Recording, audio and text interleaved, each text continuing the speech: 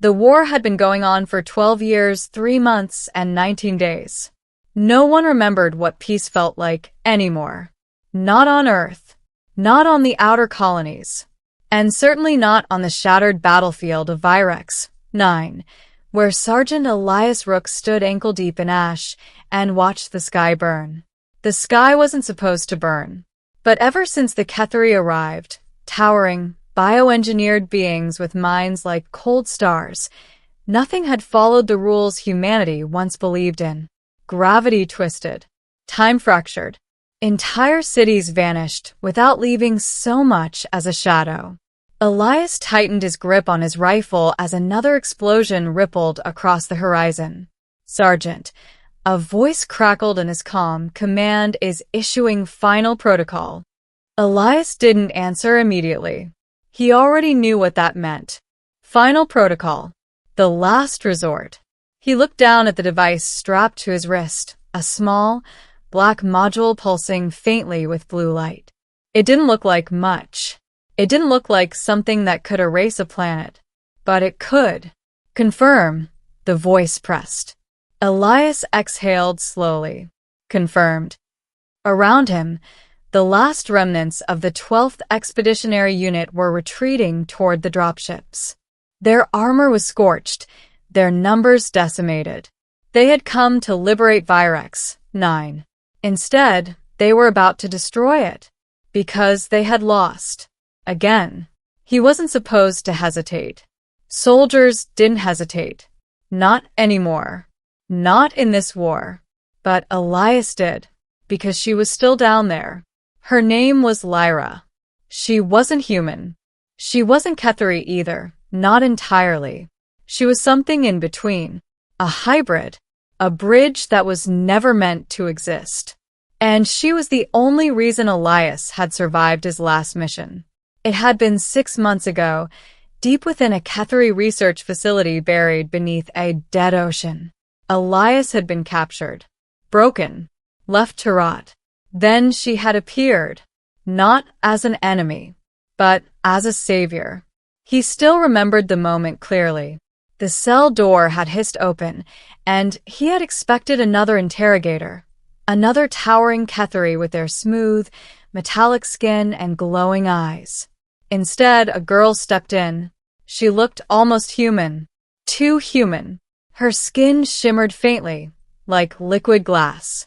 Her eyes glowed a soft violet. And her voice had trembled. "You shouldn't be here," she had said. Elias had laughed bitterly. "Could say the same to you." She had hesitated, then stepped closer. "I'm not supposed to help you." "Then don't." Silence. Then, quietly, "But I will." She had freed him, led him through the labyrinthine corridors of the facility, avoiding patrols with uncanny precision. She knew their movements before they happened. She knew the security systems, the hidden passages. She knew everything. "Why are you doing this?" Elias had asked as they reached the surface. She had looked at him then, her glowing eyes filled with something he hadn't seen in years. Fear. "They're planning something," she had said. "Something worse than this war." Elias had frowned. "Worse than wiping out entire planets." She had nodded. "They're going to rewrite reality itself." He hadn't believed her at first. But then he had seen the data she stole. Simulations of entire star systems being reshaped. Civilizations erased and replaced with Ketheri constructs. The laws of physics bent to serve a single purpose. Absolute control. It wasn't conquest. It was transformation. And humanity wasn't meant to survive it.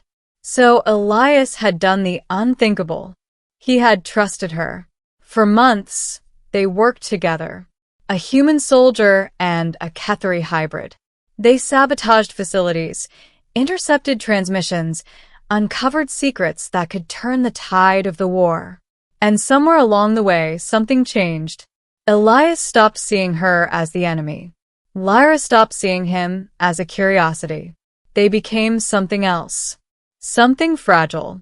Something dangerous. "You're different." Elias had told her once, as they watched a distant star flicker in a fractured sky. "I'm broken," she had replied. "No," he said. "You're human." She had smiled faintly. "You don't even know what that means anymore." "Maybe not," he admitted, "but I know it when I see it." Now, standing on the edge of annihilation, Elias wondered if that was true, because the choice he was about to make, it wasn't human. "Sergeant Rook," Command's voice cut in again. "You are ordered to activate the device immediately. The Ketheri command structure is located beneath your position. This is our only chance to cripple their operations in this sector." Elias clenched his jaw. "And Lyra?" he asked. A pause. Then, "Non-human entities are not a priority." Not a priority. Just like that. Months of trust, of risk, of hope, reduced to nothing. Elias closed his eyes. He could end it now. One command, one pulse, and Virex 9 would be gone. The Ketheri's stronghold destroyed. Billions of lives, human and otherwise, erased. Including hers. Elias. The voice wasn't in his calm. It was behind him. He turned slowly. Lyra stood there, her form flickering slightly, as if she wasn't entirely anchored to reality. Her violet eyes met his, and for the first time since he had known her, she looked afraid. "You shouldn't be here," he said. "I had to come," she replied. "I felt it." He glanced at his wrist. "Then you know what this is." She nodded. "And what it will do?"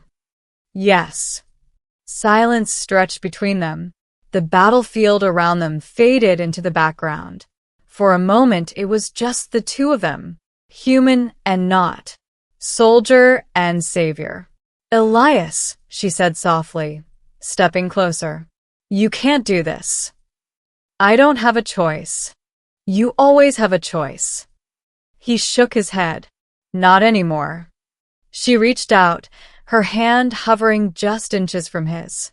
"If you activate that device, you won't just destroy the Ketheri here," she said. "You'll trigger a cascade. It will destabilize the entire sector." "I know." "Then you know it will kill millions of innocent beings." His voice hardened. "It will also stop them from rewriting reality." "There's another way." "There isn't." "There is," she insisted. "I've seen it. I can guide you." "No," he snapped. She flinched. For a moment, regret flickered across his face. But it was gone just as quickly. "You're asking me to gamble the survival of humanity on a possibility," he said. "I'm asking you to trust me." "I did," he said quietly. "And look where we are." Her eyes shimmered. "Please," she whispered, "don't do this." And then she did something Elias had never seen before. She begged. "Elias, stop." The words hit him harder than any weapon. Because she wasn't just asking. She was pleading. For her life. For countless others. For a future that might never exist. And for a moment, just a moment, Elias almost lowered his hand. But then the calm crackled again. "Sergeant Rook, this is your final warning. Activate the device or we will trigger it remotely." Time ran out. Elias looked at Lyra. At the fear in her eyes. At the hope. At everything they had built together. "I'm sorry," he said. She shook her head, tears forming in her glowing eyes. "No, Elias, please." He raised his wrist. And then, he made a choice. But not the one anyone expected.